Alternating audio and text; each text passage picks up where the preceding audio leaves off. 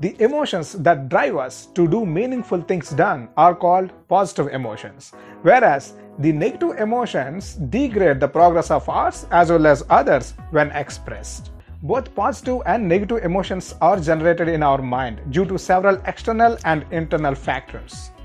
Along with the positive emotions that are generated in our mind, we can also convert the negative emotions into the positive emotions by understanding the conversion mechanism with emotional currency.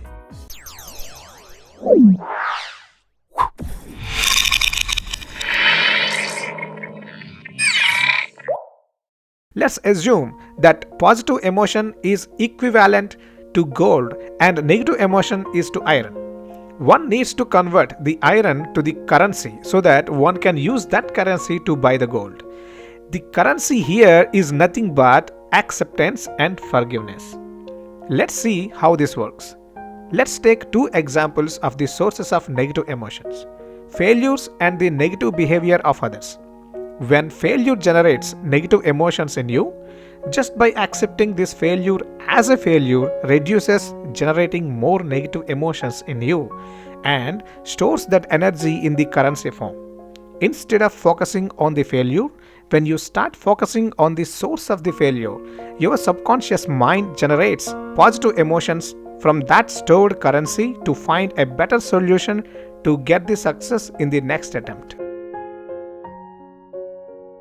If someone hurts you, to generate negative emotions in you, by forgiving that person, you can store that negative emotional energy in the form of currency. Both failure and success are the energy sources. When reached your mind, both can generate or dissipate the energy in the form of emotions.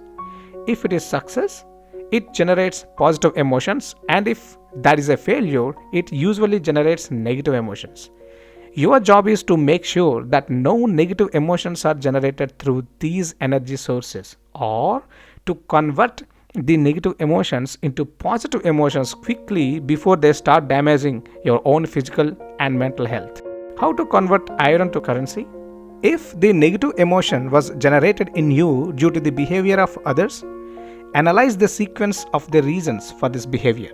This is called the knowledge path. It's not so easy because the negative emotional waves due to other people's actions will not allow you to sit stably and analyze. Of course, it is possible to get yourself to stagnate on the knowledge path to analyze, but it's not so easy for everybody. So, you need another instrument to calm down yourself. That is breathing exercise. Through this breathing exercise, of course, you cannot remove the negative waves, but you can reduce the physiological changes in your body caused due to those negative emotions. For example, blood pressure, heart rate, and other related hormonal gush into your blood. Then you continue that breathing exercise for many days. When you do breathing exercise, you generally close your eyes.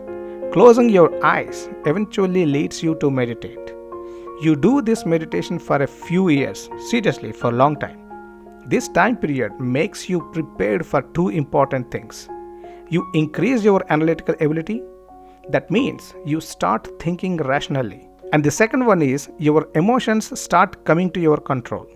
Anyone tries to poke you, you don't see that gush of negative emotions as before. Now, you will be able to sit and analyze the reasons for other person's behavior who hurted you before. If that is not his fault, leave it.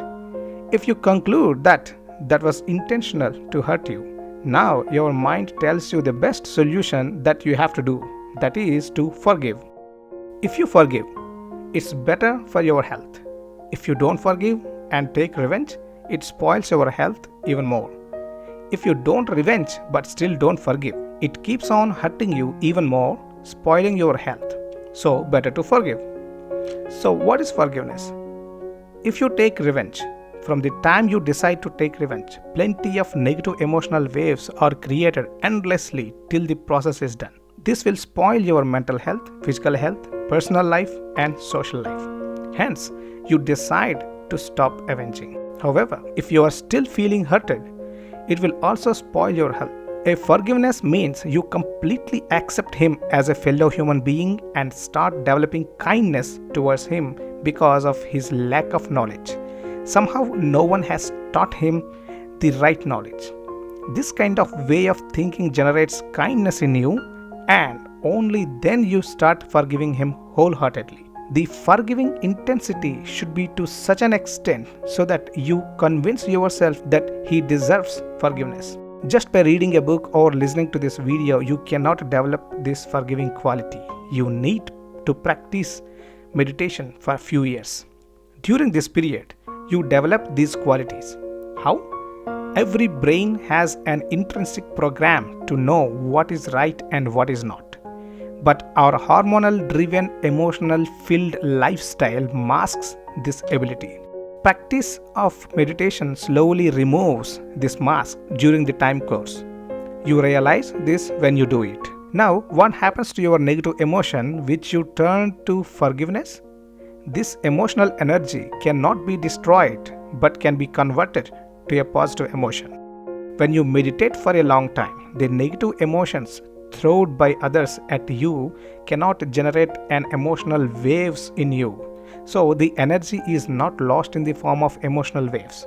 This energy will be directly captured by your subconscious mind and can be used to get positive things done.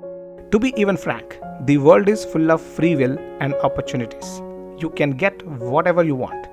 The only thing is, the game is full of obstacles in the form of negative emotions. The more you are transparent to them, the less you bombard with them, the faster you reach the goal. So meditation makes you transparent. The negative emotions need not always be generated by others, but also by the incidents that happen to you.